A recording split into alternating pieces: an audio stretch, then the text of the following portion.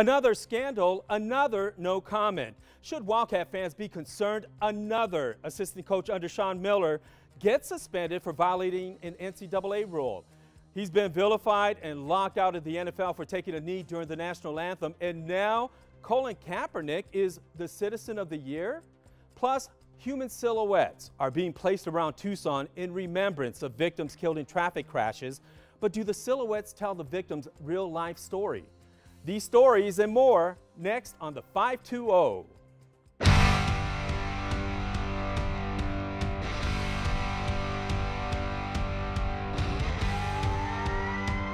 Well, it's week 5 of the 520. Welcome to the show. I'm Steve Nunez. And I'm Artie Mata, the 4. Thanks for joining us. And of course, we have a smorgasbord of topics to chomp on today, so let's get right to it. You ready for this? Of course, of course. All right.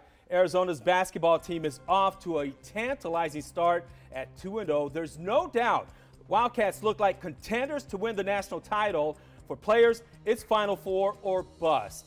So against the Terriers of UMBC, Keanu Pinder back on the court after sitting out one-game suspension for violating an NCAA rule.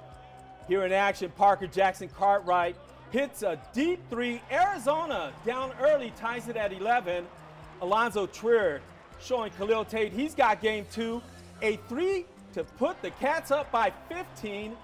But here's all she wrote. The player of the game, Alex Barcelo, alley-oop to DeAndre Ayton, who rises to the rafters where he hopes to hang a couple of championship banners. Cats win it 103-78. Arizona's offense cannot be stopped on the court. There's no disputing that. But off the court, scandal after scandal is piling up on Sean Miller. Last Friday, Arizona announced its suspended assistant coach Mark Phelps and senior Keanu Pinder for violating an NCAA rule. Now, Phelps was suspended 5 days without pay, Pinder for one game against Northern Arizona. U of A did not give details on the infraction, but stated in a release that Phelps' suspension was not related to the ongoing investigation. Now, KVOA got some inside scoop and reported the violation stems from Phelps buying a plane ticket for Pinder to fly home to Australia. Are fans worried about the future of Arizona basketball?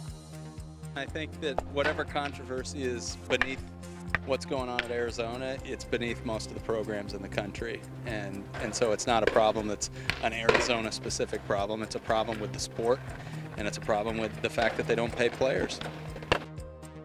The U of A's public relations flack ducked phone calls when asked about the violation last Thursday morning.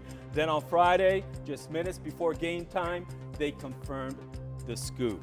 And so it raises questions in regards to coaches who are always in control. But it seems like Miller, he's not in control. Yeah, I think it's honestly even worse that this investigation has nothing to do with the FBI investigation, because they should be walking on eggshells with everything they do, from their social media to what they're purchasing to eat at lunch. I mean, it kind of seems to me that this might evidently be the downfall of Sean Miller, because he's constantly getting PR bumps, he's constantly getting backlash on all of his staff that he should be having his hands in on everything. To me, it just seems like there honestly might be something going on with his personal life that might not do with basketball. He seems pretty distracted. He does seem very distracted, but at the same time on the court, he seems a little bit subdued as well.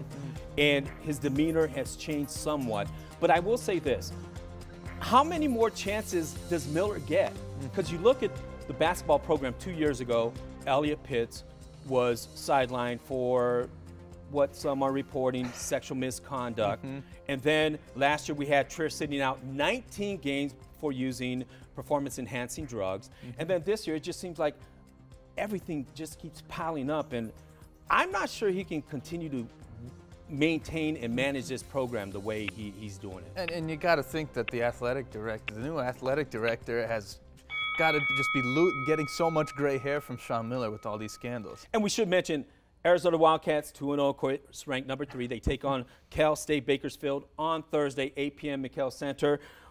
They could be number 2 by next week because, again, tonight a really big game is on the screen. Duke and Michigan State duking it out. 4 games into the season, really, or 4 days into the season. So it could be a big changer for Arizona next week.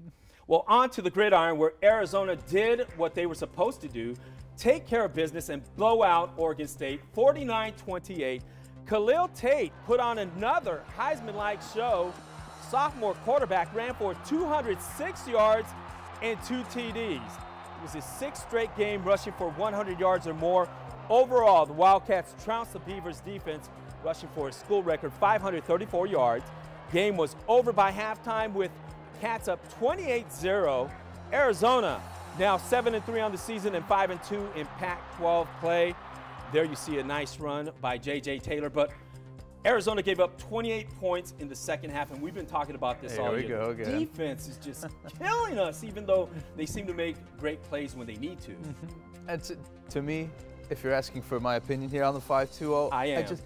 It looks like Coach Rich Rodriguez is kind of taking what he can get here. He was in the hot seat to begin with, so as long as they got a W on that on the win or lose mark, he doesn't care how it happens. He doesn't care if it's 102 to 103, and it shows because he's a bit of a hothead the way Coach Stoops was, and he's even yelling at athletic trainers for not getting their players on the field sooner, and there's not a single conversation he's having on the sideline with the defensive coordinator when they're giving up deep posts, they're giving up 20-yard scampers, they're giving up little 3-yard drags where they take it for 20+. To me, he's just getting what he can get. Look, I love Rich Rod, but there is one criticism, and you just mentioned it. I used to hate when Mike Stoops would throw tantrums on the sideline and scream at players the way he used to do it. You know what? We were starting to see that last year when Arizona was 3-9. Yeah. Rich Rod was starting to act a fool on the sidelines and throw tantrums and scream at players and really get in their faces. And it just didn't look good for a grown man to get in. I mean, these players are big, but they're still young kids when you think about it. He's changed his demeanor, hasn't he? Yeah, he definitely has. I mean, they're probably worried about his blood pressure for one, or he's personally he doesn't think that matters. What he's worried about is he's winning. So might not be caring about it so much with the coordinators if he's getting W's at the end of the day. Well, let's see if he can get a W this weekend. Arizona 7-3 again, 5-2 in the Pac-12 at Oregon, who is 5-5 and 2-5 in the Pac-12. They'll be playing at Autzen Stadium. Kickoff is at 4 p.m. The game will be televised on the Pac-12 network. Keys to the win. Keys to the win, the defense needs to show up. If there's one thing Oregon has never cared about, it's time of possession. And my old head coach, he used to call these things slap-offs, where it looks like they're just going to keep slapping each other in the face till somebody gives up. Because Oregon's defense is a little brittle. They're a little civilian. And of course, Arizona's defense is a little lackluster, so it's whoever's defense wants to show up. It's whoever's defense wants to take advantage of the negative plays, take advantage of turnovers, and ultimately come out of this thing with It's the going win. to be tough to play in Autzen Stadium because over there, they're looking at the temperature at about 40 degrees, pretty cold for Arizona football players, and loud stadium. Definitely. Great fans there in Oregon, so it's going to be a tough game. We'll see if Arizona can pull it off. I think they do, at least by 3 points. Of course. Well, 'tis the bowl season. To stay classy, San Diego. I mean, let's be honest. If you're a Wildcats fan, where would you rather go? San Diego or El Paso, as they say? Paso meaning pass by, right? Well, with 2 games left in the season, sports pundits are talking bowl projections, possible matchups. SB Sports Nation, Artie, has Arizona playing Michigan State in the Holiday Bowl December 28th in beautiful San Diego. Pac-12 Big Ten matchup. AthlonSports.com has Arizona playing against an ACC school, Wake Forest, in the Sun Bowl on Friday, December 29th in El Paso. Where do you think the Cats go?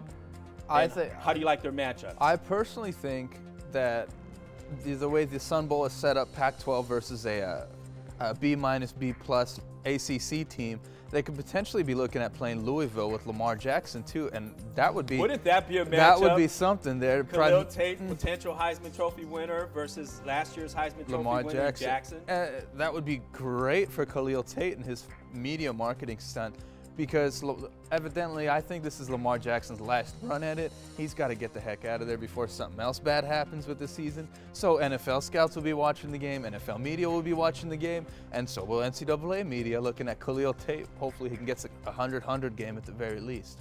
I'm thinking Arizona right now is looking at the Holiday Bowl. They need the money. Attendance this year was horrible. They averaged 40,000 984. It's the lowest average attendance in the last 20 years. Yeah, so I'm thinking Arizona needs a big bowl game. So what's it going to take? I mean, can they afford another loss either to Oregon or ASU? They cannot. They cannot. And if they lose out the season, they're going to Las Vegas or New Mexico. I don't mind Las Vegas. They're going like before Christmas at the very least. And right now, CBS Sports, we should mention, also has Arizona going to the Holiday Bowl, playing Northwestern, another Big Ten school. If they play any sort of Big Ten team, I don't see them coming out good, primarily because of the power football in the Big Ten. And as we saw Ronald Jones II, who was in a single back set, taking advantage and having his way with the Arizona defense, I'd rather see what they can do against an ACC team. I agree with you that, because then it becomes a run and gun game, a big shootout, and our defense is able to kind of make 1 or 2 stops against a fast team like that, which allows us to win the game. All right, 4 years ago, Colin Kaepernick made the cover of GQ magazine for his play on the field. Today, the embattled activist has been vilified and locked out of the NFL for taking a knee during the national anthem. Now, he's back on the cover of GQ magazine, but this time for taking a stand against police brutality. The men's magazine named Kaepernick its Citizen of the Year. Kaepernick told GQ magazine his silent protest has been more powerful than spoken words. But he says it's time to reclaim the narrative of his protest, which he said has always been about inequality and injustice, specifically against black people who are victims of police brutality. Now, is there really a disconnect here between white versus black? Because it just seems like all the criticism he's getting seems to be from people who are not black, but people in the black community just keep coming to his defense, and it has really divided us. And we really have to address the big elephant in the room here across this country, racism. And it's time now, don't you think, to have a conversation to try and quash this? And it definitely shows, because the award is so arbitrary to begin with. It's GQ Citizen of the Year, the award. And a lot of the people that are actively speaking out against it don't even read GQ.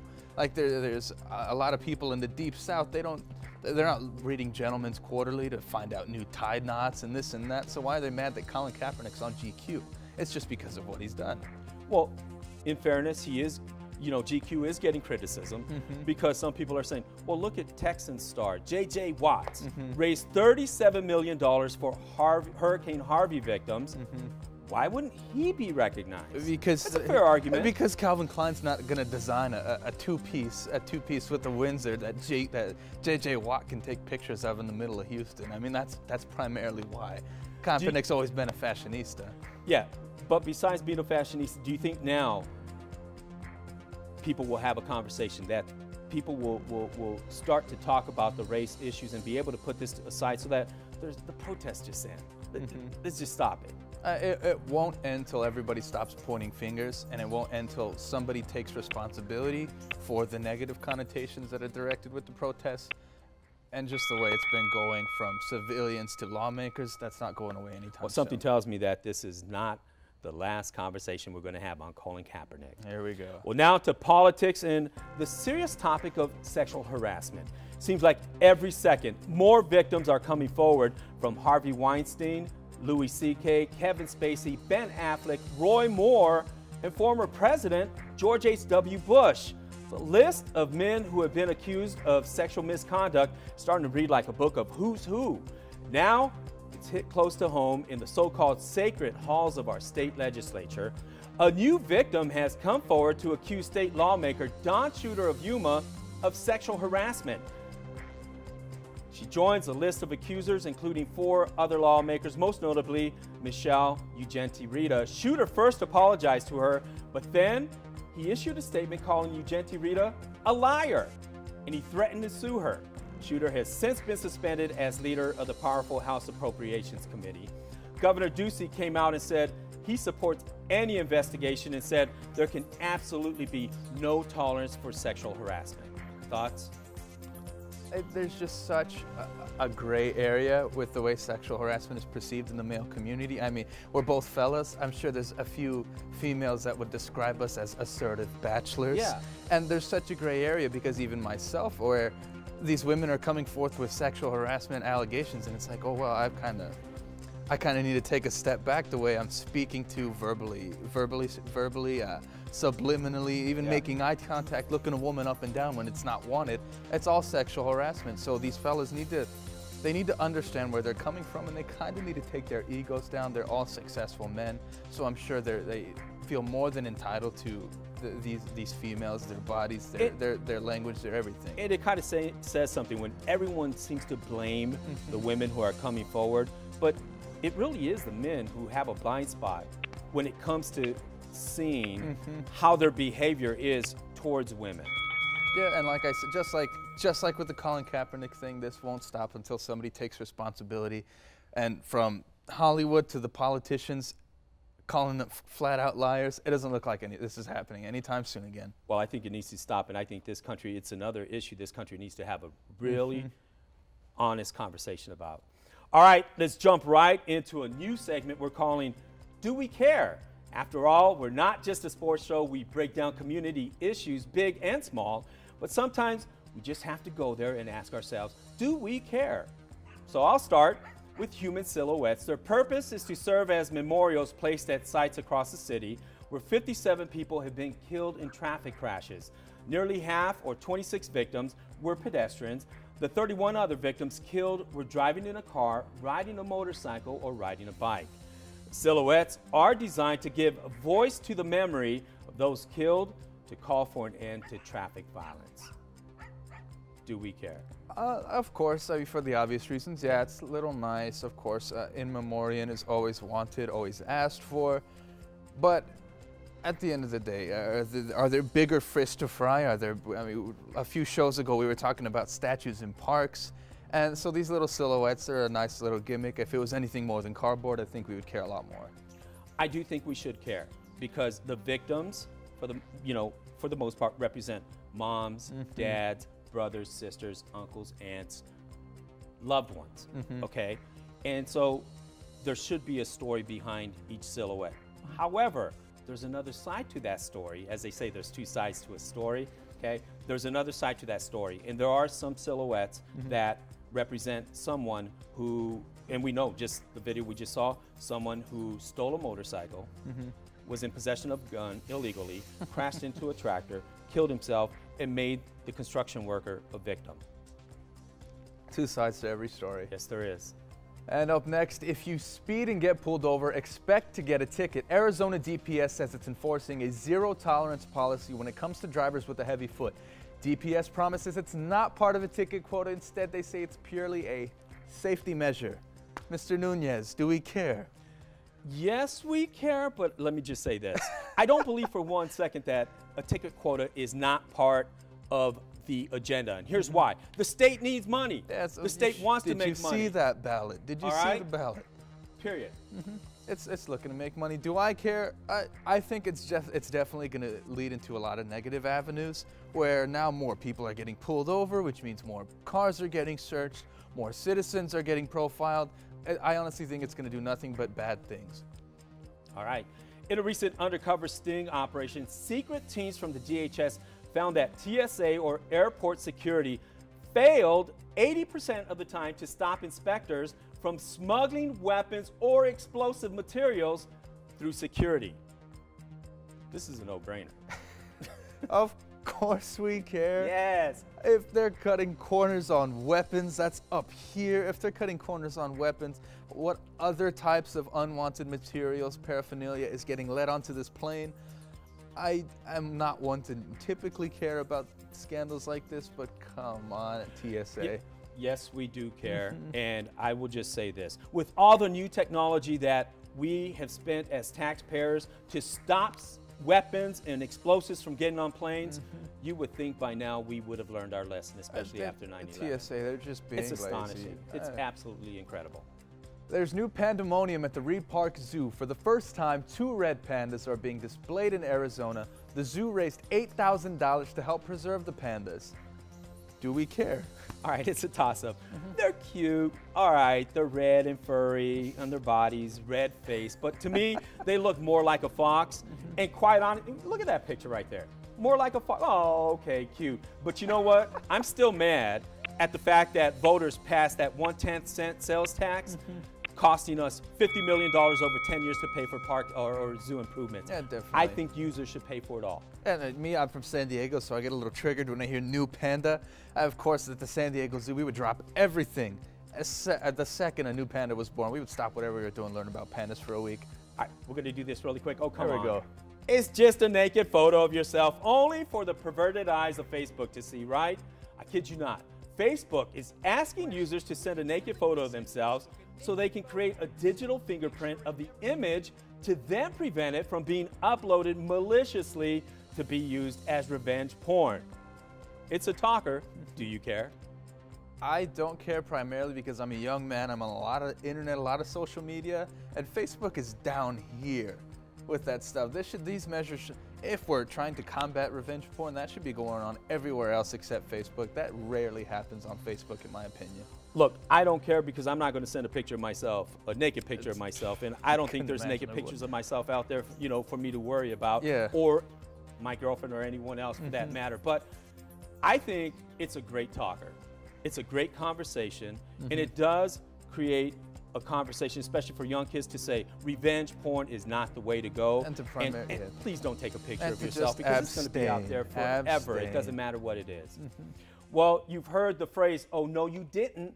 Well, here at the 520, we're not afraid to tell it like it is with, oh, yes, we did. Bottom line, our goal is to tell it like it is, because it's all about giving a voice, even if you don't agree. UCLA, we had them in the news a couple of weeks ago, and we talked about this last week. UCLA basketball team goes to China to play Georgia Tech. They're there in China, 3 basketball players, including LiAngelo Ball, whose dad is LeVar Ball, the big mouth, and whose brother is a multimillionaire now playing for the Lakers. They go into a Louis Vuitton store in communist China, get busted for stealing glasses, expensive glasses, and then are arrested and holed up in their hotel because they had to go through the process. Okay? We just found out that they were let go. They were flown back to LAX and just landed probably just tonight. And they were facing up to 3 to 10 years in prison for stealing in China. You know what I say? I would have thrown the book at them. I would not have given them a break, because they should have learned their lesson and at least spent a couple of months in jail. At the very least. That way, they would learn their lesson. Definitely. That's just, I'm going there. Seriously. I don't feel bad for these kids, because I think they have the money and they should not get any special breaks. Luckily, President Donald Trump was there to say something about it and make negotiations probably behind the scenes, because they should not have been free. Definitely, definitely. And oh yes, I did, primarily because Roger Goodell is on the verge of getting sued by Jerry Jones, the Dallas Cowboys owner, the owner of Jerry World. And the big talk about that headline is that he's worried about his use of a private jet. And you got to think practically here. If he's overseeing 32 different cities on 32 different accords, that man might need to be any city in any given second. And I think Jerry Jones is just doing this out of spite. Jerry, don't you got bigger fish to fry? Your running back was just suspended for 6 weeks. You're a little bit behind in conference play. Shouldn't you be talking to your coach about where he's going in 32 different cities? I honestly think you got to relax and let the guy do his thing. Well, Jerry Jones does have bigger fish to fry. He wants Ezekiel Elliott on the field. Out of spite. I mean, it's all out of spite. Winning makes money. Period. All right. We like to tell it like it is on the 520, and even if you don't agree, we're going to just say it like it is. I'm Steve Nunez. And I'm Marty Mott of the Force. Thanks for joining us. See us next week on the 520.